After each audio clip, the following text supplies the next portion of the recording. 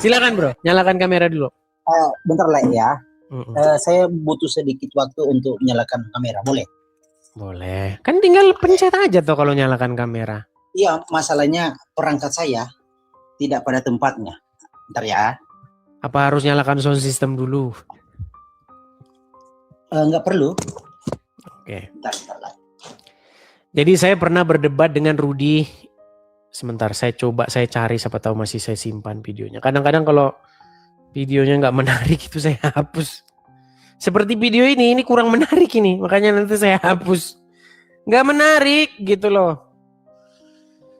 Bentar, saya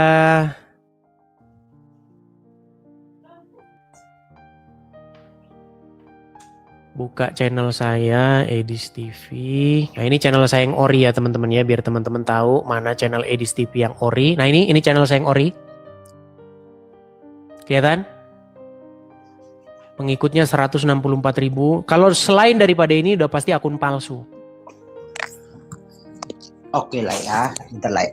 Nah di sini saya pernah berdiskusi dengan Rudy. Bentar ya, Rudy yang ngakunya Tritunggal. Pemahamannya agak bingung juga. Wanes dia itu, cuman ngakunya Tritunggal. Nah ini ya, nih Edis.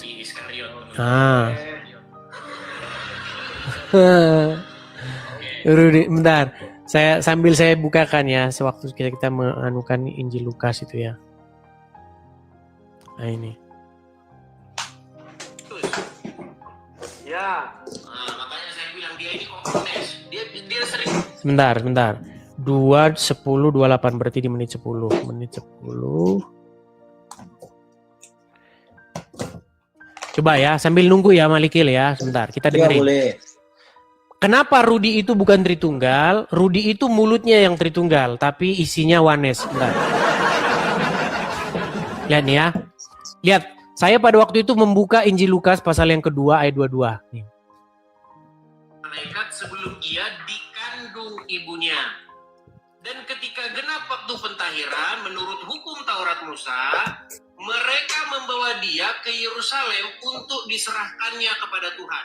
Pertanyaan saya, apakah Tuhan di sini adalah Yesus? Ya. Jadi Yesus diserahkan kepada Yesus? Ya. Dia sering menghina Mikana, padahal dia ini sebenarnya mbahnya Mikana. Begini, kau pernah baca Yesaya 55 ayat 11? Mulai udah. Enggak, jangan pindah ke situ dulu. Menurutmu Yesus diserahkan kepada Tuhan, Yesus diserahkan kepada dirinya sendiri. Tuhan kembali kepada Tuhan. Tuhan menyerahkan diri kepada Tuhan. Kan itu mau kau sangkal dari aku kan? Sebentar. Yesus itu adalah firman yang diserahkan kepada Bapa. Kan ini Tritunggal ini. Oke, jadi Yesus menurutmu Tuhan Yesus, bayi Tuhan Yesus yang disunat umur 8 hari diserahkan kepada Yesus. Nah, sementara kau dalam konteks bicara barusan, Tuhan Yesus kau bilang, ya sudah jelas Tuhan diserahkan kepada Tuhan, apa yang salah? Iya, berarti Yesus diserahkan kepada dirinya sendiri. Ya nggak masalah kepada Bapa. Makanya aku bilang mereka ini koones, ngaku Tritunggal tapi pahamnya koones. Nih ya, coba kalian kalau mau lihat videonya di menit 10. Sebentar, mampir ke profil saya. Nanti lihat di menit 10 ya nih. Ini menitnya 9.56. Coba saya ulang lagi bentar Malikil ya nih. Menit 10. Dikit aja kok videonya, paling 15 detik nih. Ia diberi nama Yesus, yaitu nama yang disebut oleh malaikat sebelum ia dikandung ibunya. Dan ketika genap waktu pentahiran menurut hukum Taurat Musa, mereka membawa dia ke Yerusalem untuk diserahkannya kepada Tuhan. Pertanyaan saya, apakah Tuhan di sini adalah Yesus? Ya. Jadi Yesus diserahkan kepada Yesus? Ya. Nah, makanya Yesus diserahkan kepada Yesus. Makanya menurut Rudy, logikanya Rudy itu begini. ada Rudi, Yohanes, ada sang debater. Nah, jadi Rudi Yohanes lagi ngomongin sang debater. Jadi logikanya Rudi itu modalisme, gitu loh. Modalisme di mana ada satu oknum berperan mengambil 3 peran. Jadi Rudi Iskariot dan sang debater itu orang yang sama. Jadi menurut Rudi Iskariot, Rudi berdoa kepada sang debaters. Modalisme. Cuman saya itu jarang bahas-bahas yang begini tuh, saya jarang. Fokus saya itu kepada ini loh, Uncup dan kawan-kawan. Itu fokus saya. Supaya mereka ganti Tuhan dulu. Jangan menuhankan orang yang ada di situ. Tetapi tuhankanlah Yesus. Begitu ya. Silakan Malikil. Ini kalau Anda kan jelas-jelas nggak ngaku Tritunggal kan? Iya. Oke. Anda punya paham bahwasanya Yesus berdoa kepada dirinya sendiri, betul? Iya. Iya. Kalau gini kan enak, jelas dia. Udah ngaku, jangan ngaku Tritunggal. Gitu loh. Kalian jual-jual Tritunggal. Tritunggal aja dijual loh sama Rudi, sama si PC The King dijual. Yang penting apa? Siapa sih? Duit. Yang penting duit, teman-teman, duit. PC The King Gitu itu loh. siapa? Mata pisau. Gimana? PC The King itu siapa? Mata pisau. Iya, si Robert. Oh, pernah saya diskusi di Kick. Begini bro, ya karena mungkin dia mumet. Karena kau bilang Yesus berdoa kepada dirinya sendiri. Oh, bukan itu yang kita bahas. Yang kita bahas itu mengasihi. Bro, Di, jadi menurut pandangan kalian ini, karena Yesus itu adalah Tuhan, maka Yesus itu adalah Bapa ya? Ya, karena Alkitab berkata, Bapa itu Tuhan kita. Yesus bukan Tuhan kita. Bukan, Alkitab berkata Bapa itu Tuhan kita. Ya jelas Yesus Tuhan kita. Ya, berarti karena Tuhan itu satu, maka Yesus pastilah Bapa sendiri gitu ya? Iya, karena Alkitab mengajarkan Yesus, orang yang tidak percaya Yesus satu-satunya Tuhan itu orang fasik. Oke, baik. Jadi ketika Yesus berdoa, Yesus berdoa begini, janganlah kehendak, kan di Taman Getsemani ketika malam terakhir Yesus tahu bahwa dia akan disalibkan, ya, dia berdoa dengan kata-kata, jikalau sekiranya cawan ini lalu daripadaku, tetapi bukanlah kehendakku yang terjadi, melainkan kehendakmu. Berarti mu di situ adalah dirinya sendiri sebenarnya. Iya, nubuatan yang dia maksud. Oke, berarti Yesus berkata, ya Yesus, janganlah kehendakku yang terjadi, tetapi kehendak engkau ya Yesus yang terjadi. Engkau adalah aku juga, begitu ya? Terus gimana logikanya bro? Pusing saya. Biarlah kehendakmu terjadi, itu tentang nubuatan. Biarlah nubuatan itu terjadi. Karena mu itu ya mendeskripsikan tentang nubuatan. Tuhan Yesus berkata begini dalam Lukas 24. Repot nih kalau ada nubuatan ini, susah ini. Oh iya, karena berbicara Tuhan Yesus. Karena banyak orang begitu bro. Ada Uncup bertanya, kenapa Yesus disalib? Nubuatan. Iya. Ini repot bro, kalau kita diskusi begitu, pantesan mereka tidak jadi dibaptis kalau gitu cara diskusinya. Bukan gitu. Memahami Tuhan Yesus itu tidak bisa lepas dari nubuatan. Kita kekristenan bisa percaya dia Mesias karena nubuatan. Kita bisa percaya dia penebus juru selamat karena nubuatan. Iya, jangan ke situ dulu, nanti melebar kemana-mana. Intinya begini, ketika Tuhan Yesus berdoa, dia itu berdoa kepada diri dia sendiri, betul? Sebenarnya itu jawaban singkatnya itu, tapi tentang berdoa itu bro, itu tidak otomatis memiliki objek. Tidak otomatis karena jadi kalau ketika berdoa, baik, saya balikan dulu kamera saya ketika Yesus menyembuhkan membangkitkan Lazarus ya. Bentar. berdoa dengan membangkitkan Lazarus. Iya, baik. Sebentar ya.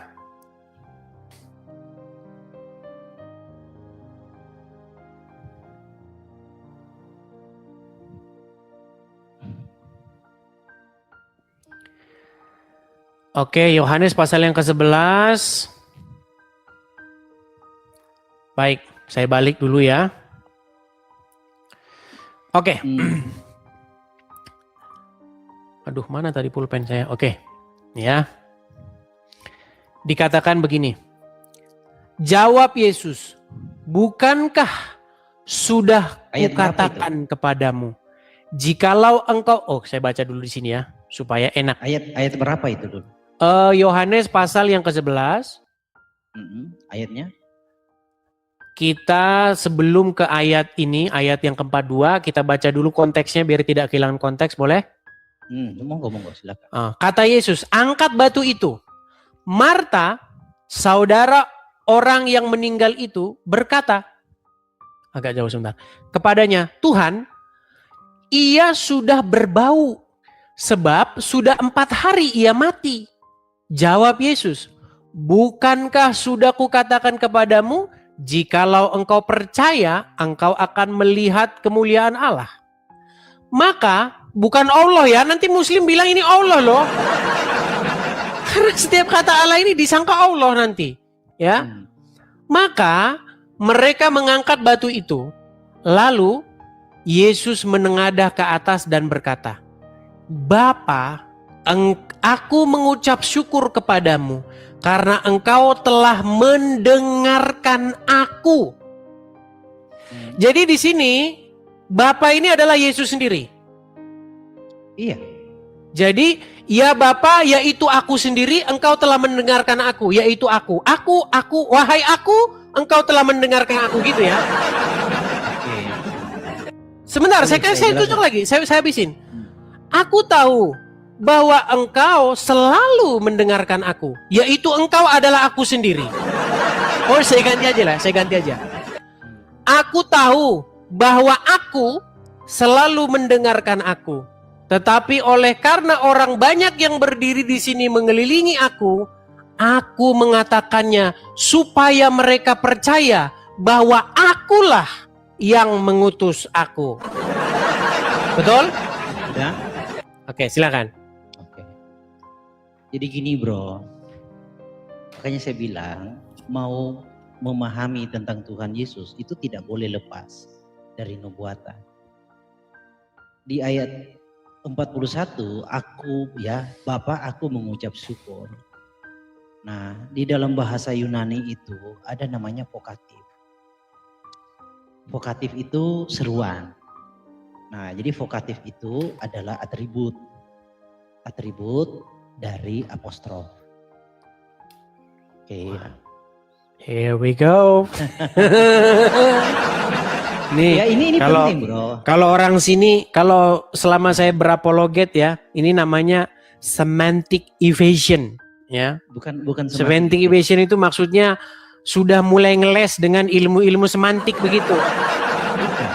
Gini, bro, kenapa Tuhan Yesus berkata Bapa, sekalipun dia adalah Bapa itu sendiri, ya Tuhan tetap meninggikan dirinya, itu loh.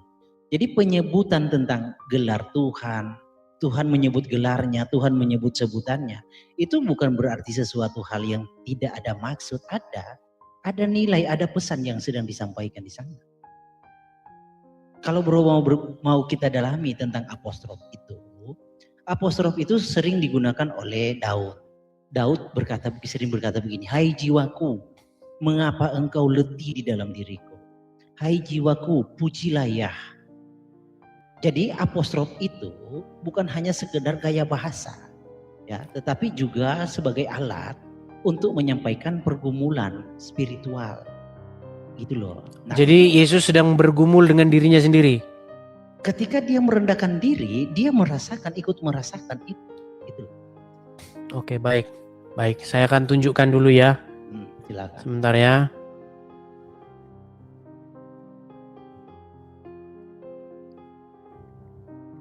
Tapi kalau menurut Anda, apakah Yesus itu berseru kepada Tuhan yang lain atau bagaimana kalau menurut Anda?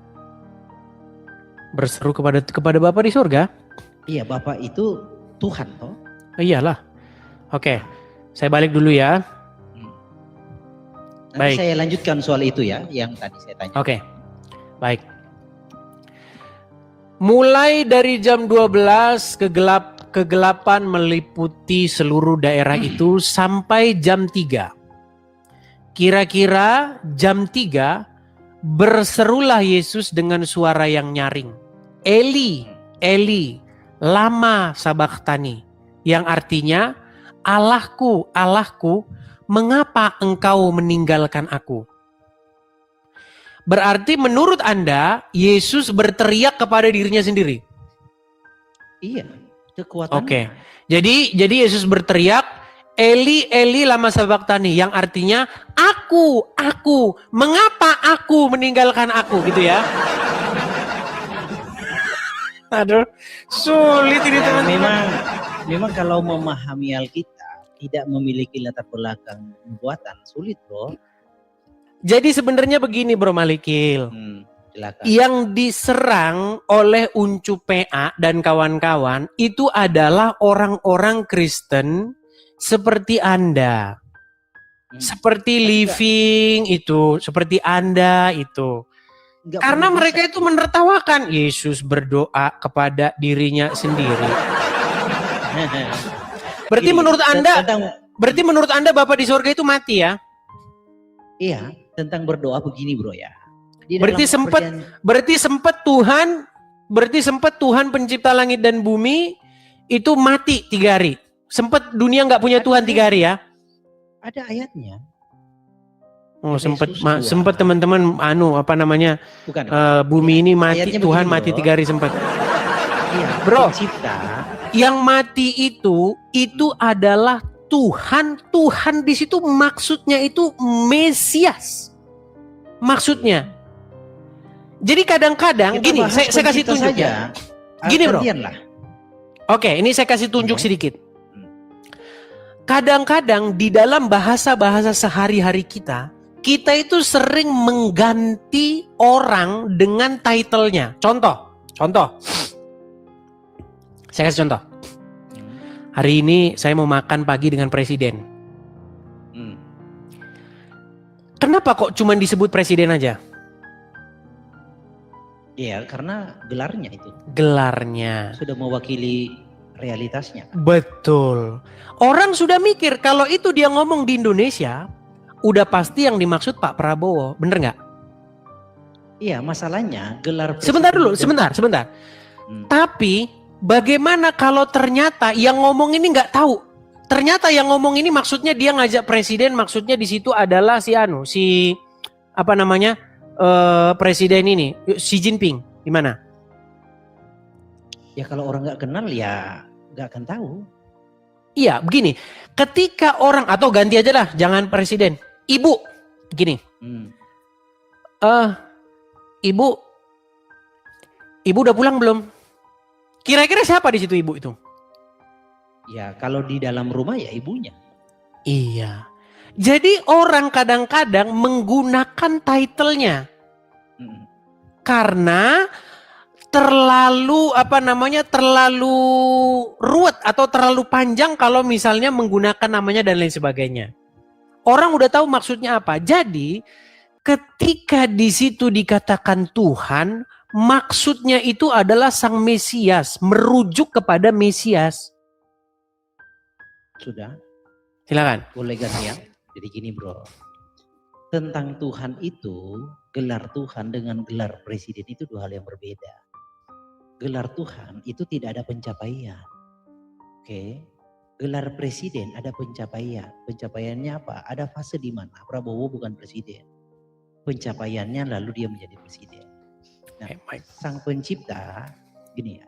Jadi gelar Tuhan itu bukan hanya sekedar gelar common sense ya. Tetapi itu berbicara identitas diri Sang Pencipta.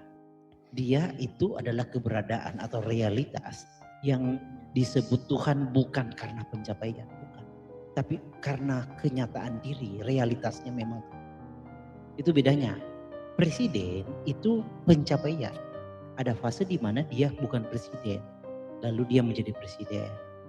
Nah, tentang Tuhan di dalam Alkitab, Anda kan memahami gelar Tuhan bagi Yesus itu pencapaian, bukan identitas diri toh.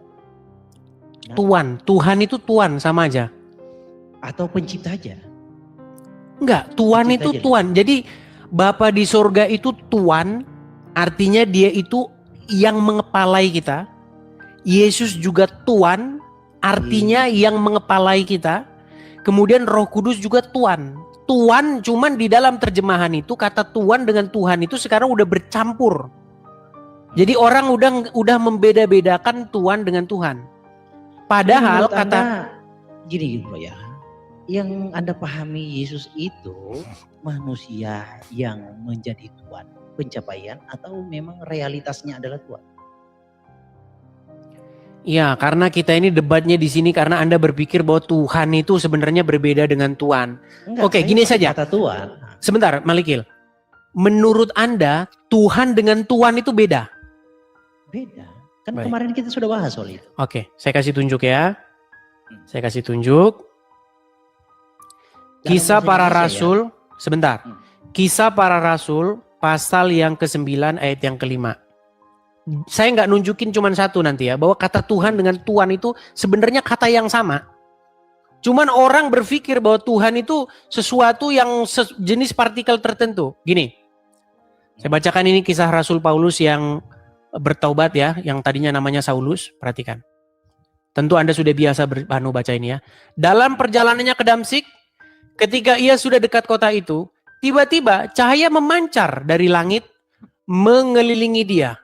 Ia rebah ke tanah dan kedengaranlah olehnya suatu suara yang berkata kepadanya, Saulus, Saulus, mengapakah engkau menganiaya aku? Jawab Saulus, siapakah engkau Tuhan? Pertanyaan saya, Paulus tahu nggak siapa yang diajak bicara? Atau bertanya. Paulus tahu nggak siapa yang ngomong sama dia? Paulus tidak tahu, makanya dia bertanya siapa. Terus kenapa kok dia tahu bahwa di sini dia Tuhan? Oke, jadi gini, ini tentang budaya bro, saya jelaskan ya. Tentang tautologi penyebutan, itu umum. Contoh seperti Tuhan berkata, Musa, Musa. Nah, lalu Tuhan berkata kepada Samuel, Samuel, Samuel. Lalu Tuhan berkata kepada Abraham, Abraham. Nah ini sudah menjadi suatu pengetahuan umum di dalam budaya orang Yahudi. Ketika ada orang, ada keberadaan, ada suara yang menyebut seperti itu dianggap Tuhan. Makanya dia bertanya, siapakah engkau Tuhan? Gitu loh. Itu budaya bro. Masa dia udah tahu Tuhan kok masih ditanya, siapakah engkau Tuhan? Makanya maksudnya ini Malikil, siapakah engkau Tuhan? Maksudnya itu Tuhan gitu loh. Aduh Malikil. Coba kita cek bahasa Inggrisnya ya. Aduh, makanya teman-teman, kok masih ada orang kok nggak percaya gitu loh. Ketika saya ngomong masih aja orang tuh nggak percaya. Edis tuh bohong katanya. Astaga. Sebentar ya. Sebenarnya terlalu melebar bro ini masuk ke Bukan. itu tidak. Masalahnya itu di situ karena Anda berkata Yesus Tuhan, Bapa Tuhan, berarti otomatis Yesus itu Bapa. Bukan gitu, bro. Bukan, kalau berbicara dimensi surga itu hanya satu penguasanya. Iya, masalahnya penguasa yang satu itu bagaimana cara berkuasanya? Bapa di sorga gini loh ya. Kata Tuhan Yesus, Allah itu roh, betul nggak? Iya, benar. Terus? Yesus roh nggak? Dia roh yang menyatakan diri secara daging. Yesus roh nggak? Roh yang menyatakan diri secara daging. Berarti dia bukan roh? Kan gini, roh itu apa? Dia itu sebelum menyata secara daging, dia sebelumnya roh. Lalu ketika... Maksudnya gini loh Malikir, biar kita nggak salah paham. Pemahaman Kristen itu begini. Bagaimana Bapa di sorga itu dia jadi tuan bagi manusia. Jadi Tuhan, jadi kepala bagi manusia. Bagaimana dia memerintah, jadi raja di tengah-tengah manusia. Karena dia itu bukan daging. Maka yang memerintah itu adalah anaknya. Sama kayak gini loh, sama kayak gini. Ada orang di padang gurun, di padang pasir. Berdoa dia, Tuhan tolong saya udah mau mati. tolong Tuhan. Datang orang bawa air. Dikasih minum air. Dia bilang, enggak mau saya. Saya maunya Tuhan kasih saya air. Tolong Tuhan, celupkan tanganmu kasih saya air. Anda itu berpaham seperti itu. Anda pikir Tuhan itu maunya Anda Tuhan. Bukan gitu Malikil. Coba sekarang saya tanya Anda. Ketika seseorang ada di padang pasir berteriak supaya Tuhan menolong dia dengan memberikan air minum. Lalu ada orang datang. Pertanyaan saya, itu cara Tuhan nolong dia nggak? Iya bisa diasumsikan cara Tuhan. Oke, atau dia maunya gini, nggak mau Tuhan, pokoknya engkau datang. Turun, kasih saya minum. Bukan seperti itu, Malikil. Bapa di sorga menjadi raja di tengah-tengah manusia dengan perantaraan anaknya, yaitu Yesus. Makanya Yesus itu Tuhan yang datangnya daripada Bapa di sorga.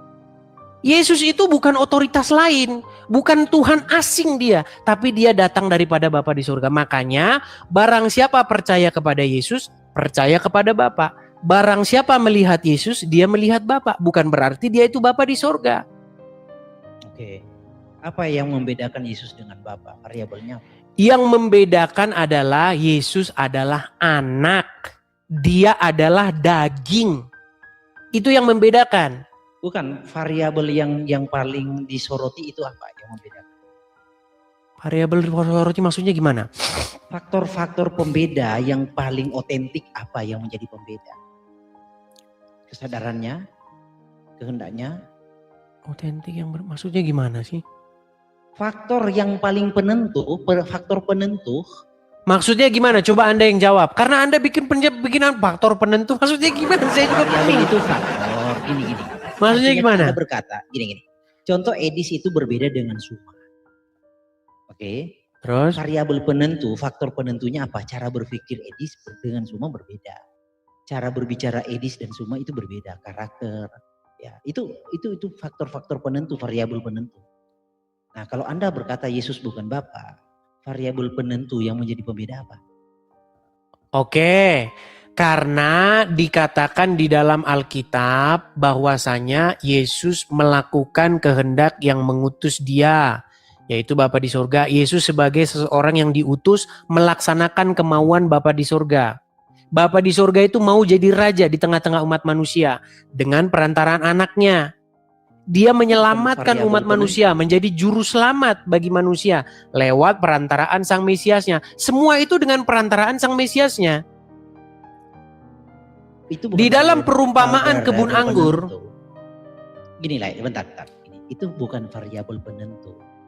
Karena proses tentang pengutusan itu tersingkap dua personal, ya seolah-olah dua personal itu hanya dalam PB.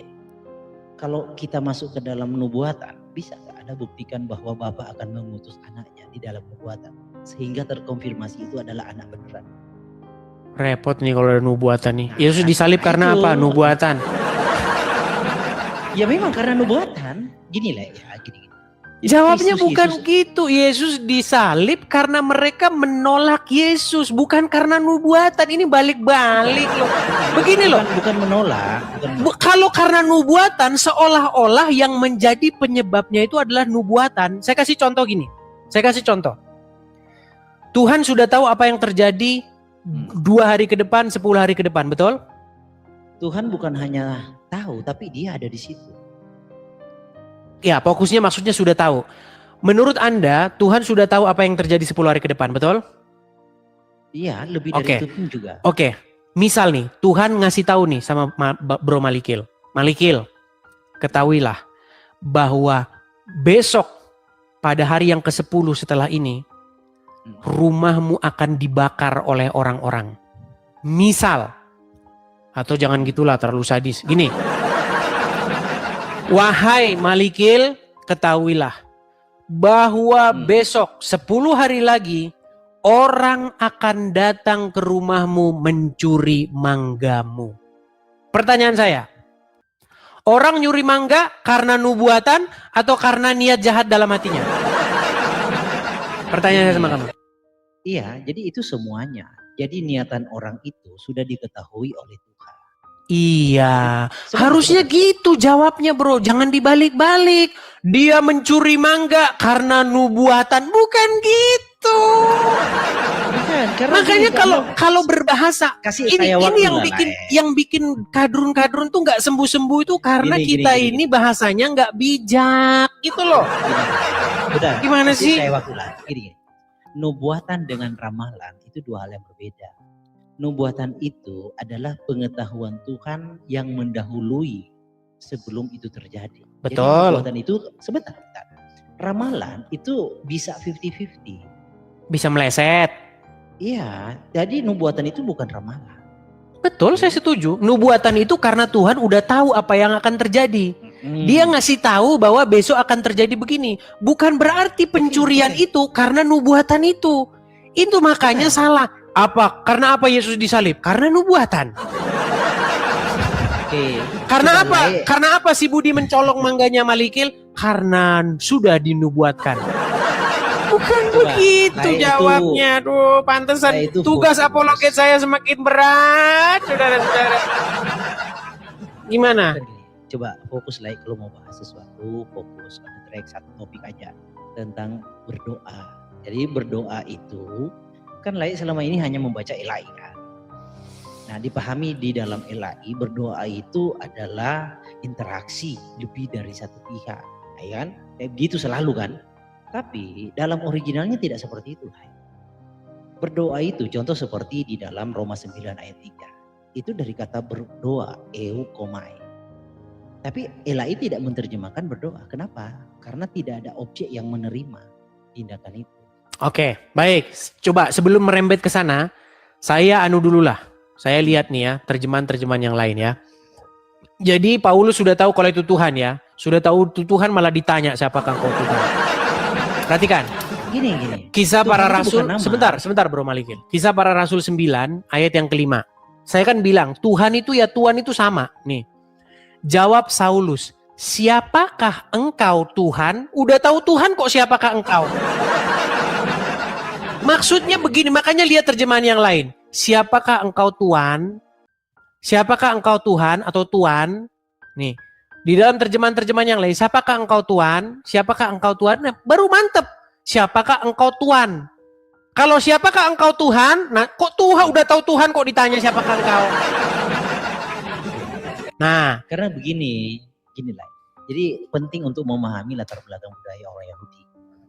Jadi orang Yahudi menganggap hal-hal yang tidak mereka indrawikan itu Tuhan. Makanya ditanya identitasnya, namanya maksudnya. Namamu siapa? Jadi siapakah engkau Tuhan? baik. Kita kasih contoh lagi.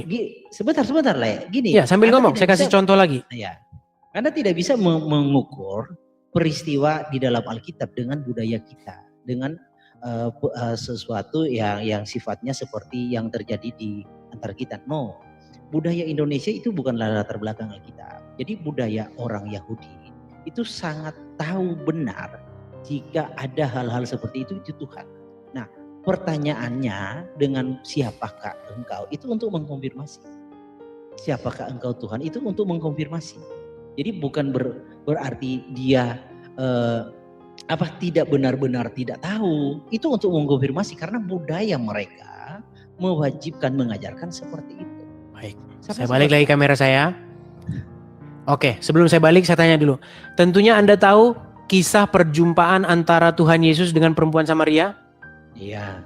Oke, saya tes dulu. Jangan-jangan Anda seperti PC The King yang nggak tahu itu perjumpaan pertama kali. Oke.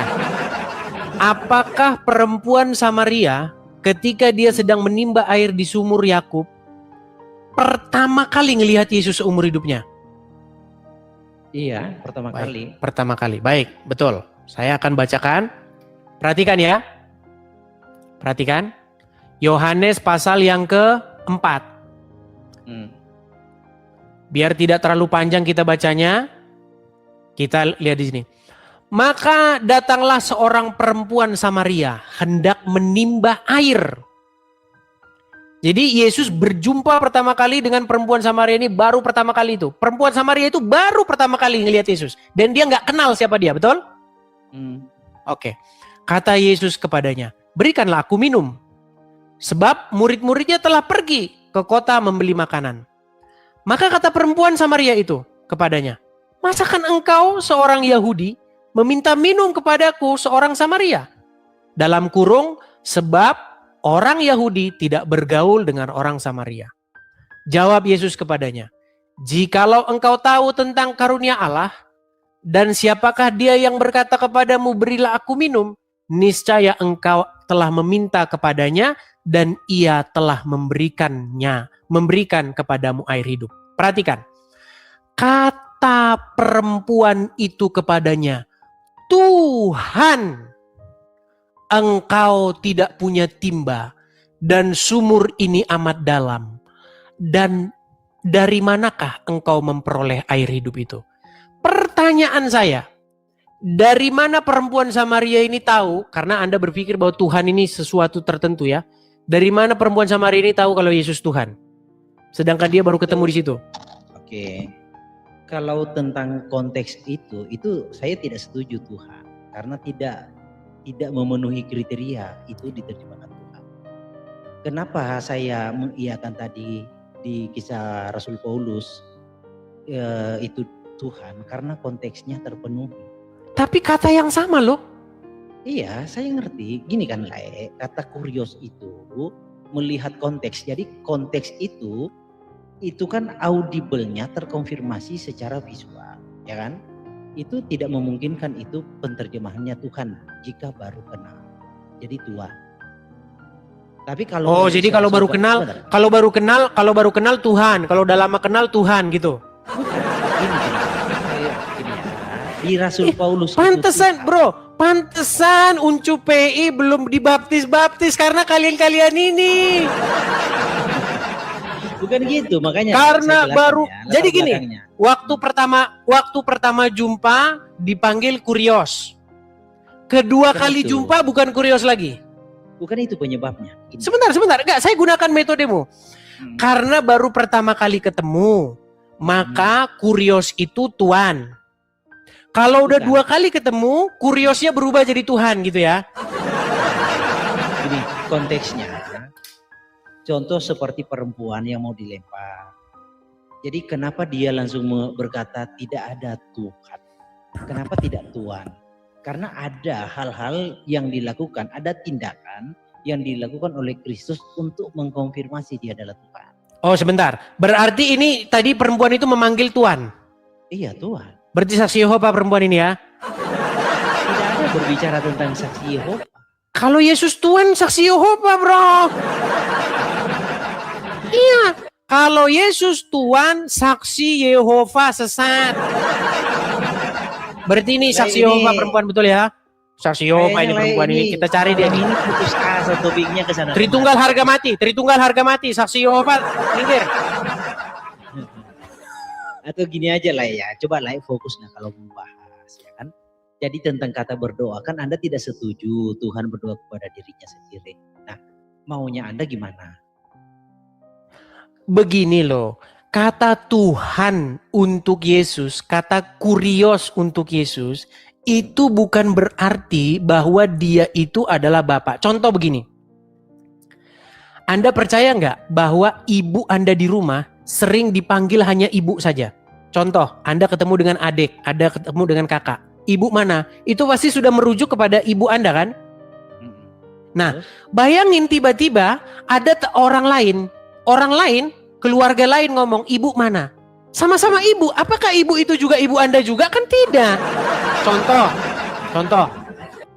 Ada orang di Beijing. Iya, urgensinya ke apa?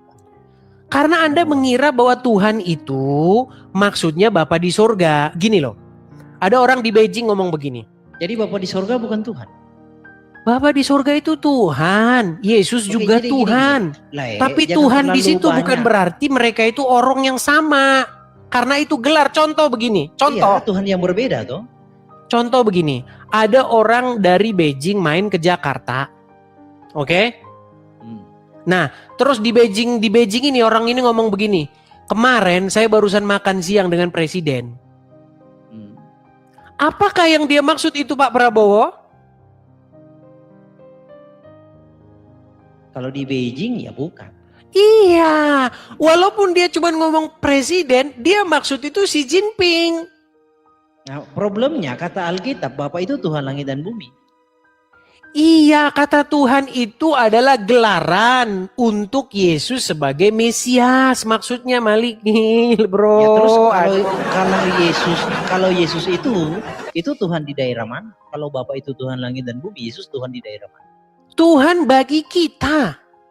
Iya, bagi Yesus kita, itu bukan Tuhan. Sebentar, saya tanya Anda. Menurut Anda bagi Yunsup, bagi Uncup, bagi orang-orang Islam, Yesus itu jadi Tuhan nggak? Oh, jadi menurut kamu Yesus bukan Tuhan? Yesus bukan Tuhan bagi orang-orang Islam. Dan Kalau bukan Yesus Tuhan. Menurut Anda. Oke. Oke, gini aja dah. Begini. Ada seseorang namanya Budi. Oh. Si Budi melakukan kehendak iblis. Dia tidak melakukan kehendak Yesus. Dia menuruti perintah-perintah iblis. Dia tidak menuruti perintah-perintah Yesus. Yesus bilang jangan mencuri. Dia malah ngikutin setan. Dia mencuri. Siapa Tuhannya orang itu? Yesus apa setan? Iblis. Ya sudah kok kau paksa semua orang Tuhannya Yesus.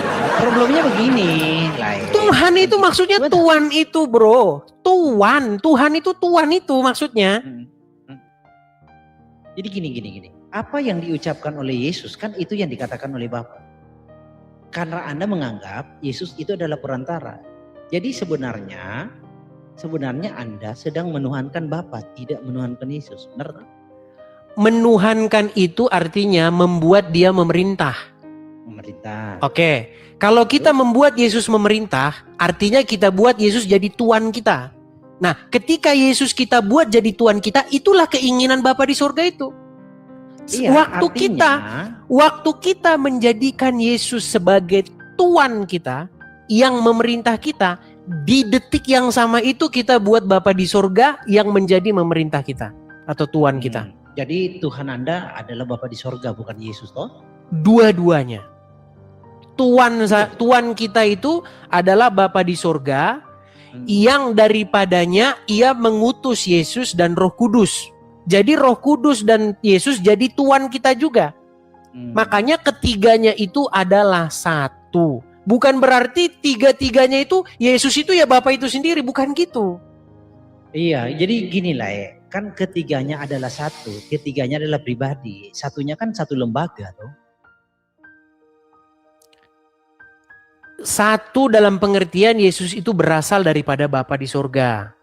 Roh Kudus juga berasal daripada Bapa di surga. Jadi tidak benar tuduhan orang-orang Uncup PA dan kawan-kawan bahwa orang Kristen itu melakukan kemusyrikan dengan menyembah. Bisa nggak kamu disebut satu dengan ibu mulai karena kamu berasal dari ibu? Satu dalam pengertian yang bagaimana? Kan berasal dari Bapa. Yesus disebut satu dengan Bapa karena berasal dari Bapa. Benar? Oke, sama itu dengan pertanyaan begini. Bisakah seorang suami dan istri disebut satu? Bisa. Ya sudah. Kenapa tidak bisa? Tapi kan suami tidak berasal dari istri. Saya kasih saja ayat yang lain ya. Memang berat ini kalau udah begini. Bukan berat. Lai ini bermain analogi, tapi Lai tidak menguasai analogi itu gini Lai. Jadi sangat mudah membantahnya gini. Anda berkata bahwa Yesus itu satu dengan Bapa karena berasal dari Bapa. Nah, pada waktu Yesus itu belum keluar dari Bapa. Ini nih, analogi Anda saya patahkan. Pada waktu Yesus belum keluar dari Bapa, Yesus sebagai apa di dalam diri? Bro, kalau hal-hal begitu saya belum pernah ke surga, bro. Belum pernah. Lah, gini. Kan seolah-olah Anda udah pergi, Anda udah berangkat ke surga kemarin naik bis apa? Gini. Bro, hal-hal seperti itu kita nggak tahu. Makanya saya bilang. Terus Anda tahu itu keluar dari Bapa itu maksudnya apa? Yesus berkata, aku dan datang keluar daripada Bapa di surga. Keluar dari aku Jadi, keluar dan datang daripada Allah. Itu kata Yesus. Sebelum dia keluar, dia sebagai apa di dalam diri Bapa? Hal-hal yang spesifik seperti itu kita nggak tahu, bro. Masalahnya kita belum pernah ke surga. Bukan masalahnya belum ke surga. Kalau kita udah pernah ke surga, nanti saya kasih tahu Tuhan Yesus kancing bajunya berapa, sepatunya merek apa. Atau gini. Kita nggak ngerti hal-hal yang begitu. Tugas kita itu bukan kayak seolah-olah kita itu udah pernah ke surga. Ini sebelum Yesus keluar dari diri Bapa, Yesus sudah ada atau belum? Saya tunjuk dulu sama Anda mengenai kita satu maka satu. Anda berkata di situ kan? Baik. Nih. Supaya mereka, ini kita bacakan sebelumnya ya. Menjadi. Saya bacakan dulu sebelumnya nih. Sama seperti engkau telah mengutus aku ke dalam dunia. Demikian pula aku telah mengutus mereka ke dalam dunia. Dan aku menguduskan diriku bagi mereka supaya mereka pun dikuduskan dalam kebenaran. Dan bukan untuk mereka ini saja aku berdoa, tetapi juga untuk orang-orang yang percaya kepadaku oleh pemberitaan mereka itu, supaya mereka semua menjadi satu, sama seperti engkau ya Bapa di dalam aku dan aku di dalam engkau, agar mereka juga di dalam kita, supaya dunia percaya bahwa engkaulah yang terus mengutus aku. Berarti kalau begini pikiranmu, karena orang-orang murid-murid juga menjadi satu dengan Bapa, satu dengan Yesus, berarti murid-murid adalah Bapa di sorga.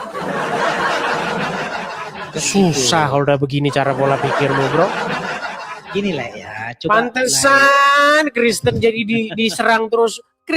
Yang nyerang itu sebenarnya nyerang kalian. Gini ya, selama saya eksis ya, tidak ada tuh muslimnya. Iya, mereka pelihara kalian karena supaya apa? Supaya ada mereka yang serang. Bukan pelihara, kan diksi lain itu kapatasan kalian diserang. Enggak ada tuh muslim yang berani nyerang. Dalam berargumentasi enggak berani. Iya, mereka tidak berani nyerang karena mereka tahu dipelihara seperti Luga Tambunan. Itu dipelihara supaya apa? Supaya ada bahan olok-olok. Jadi gini lah ya. Gini, sebenarnya kalau diskusi kalau lain itu mau on the track dalam satu topik itu bisa selesai loh. Soal kata berdoa saja belum selesai kitanya kan.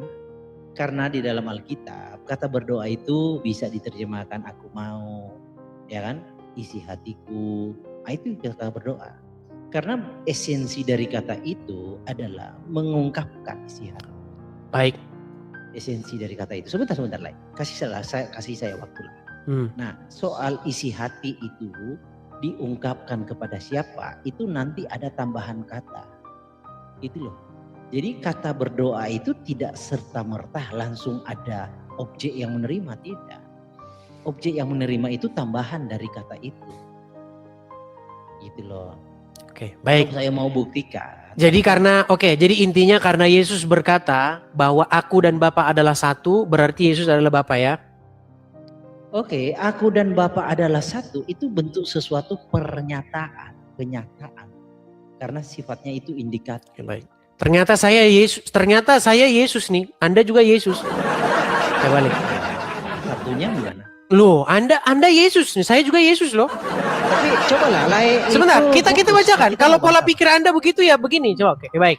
Saya tanya kepada Anda, apakah Paulus kan pernah menganiaya jemaat, betul?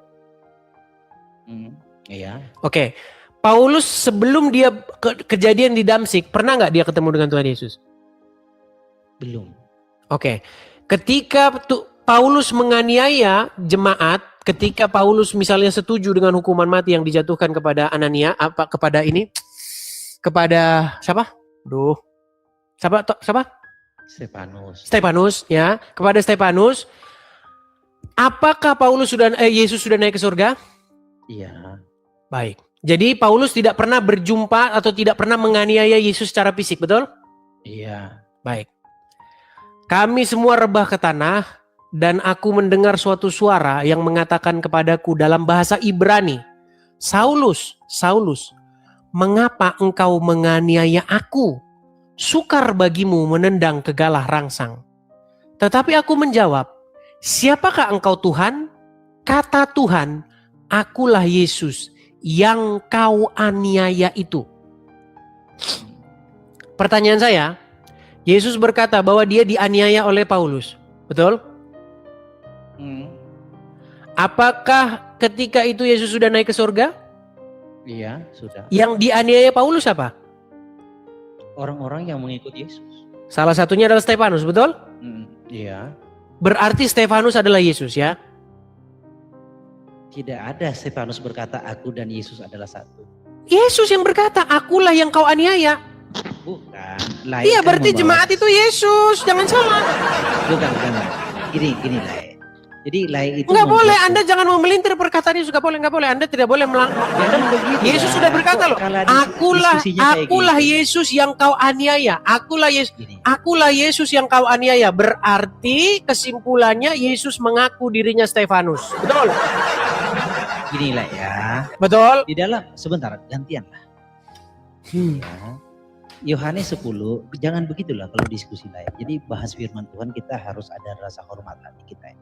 Bukan, saya itu menertawakan Astaga. pola pikirmu, bro. Kenapa Anda seperti ini, bro? Bertobatlah Sekiranya- daripada paham yang Sekiranya agak Anda miring. konsisten, sekiranya Anda konsisten, Anda akan mengerti.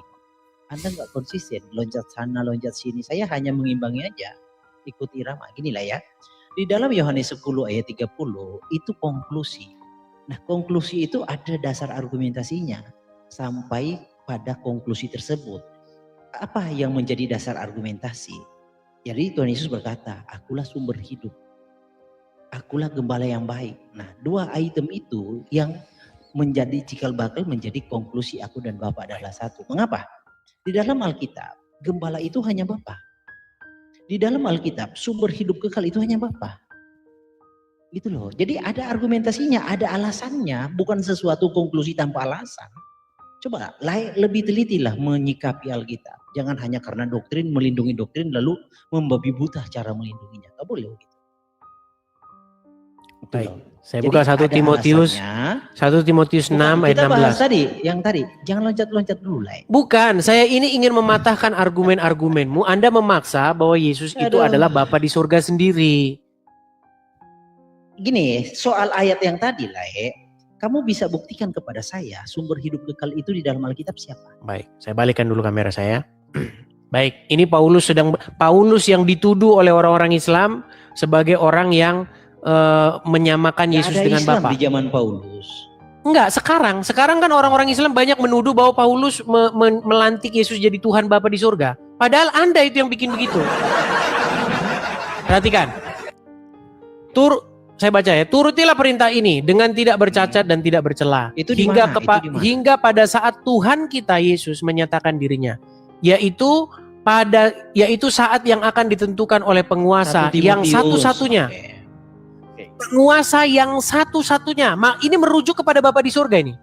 Yaitu saat yang akan ditentukan oleh penguasa yang satu-satunya dan yang penuh bahagia, raja atas segala raja dan Tuhan atas segala Tuhan. Perhatikan. Oke. Dialah satu-satunya yang tidak takluk kepada maut. Oke. Bersemayam dalam terang yang tak terhampiri. Seorang pun tak pernah melihat dia dan memang manusia tidak dapat melihat dia. Baginya lah hormat dan kuasa yang kekal. Amin. Paulus lagi ngomongin Yesus atau lagi ngomongin Bapa di surga?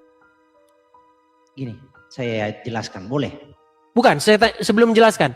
Paulus sedang menjelaskan Yesus atau sedang menjelaskan Bapa di surga? Karena argumentasi lain tidak sesuai teks, jadi tidak ada yang harus saya jawab. Boleh, saya jelaskan.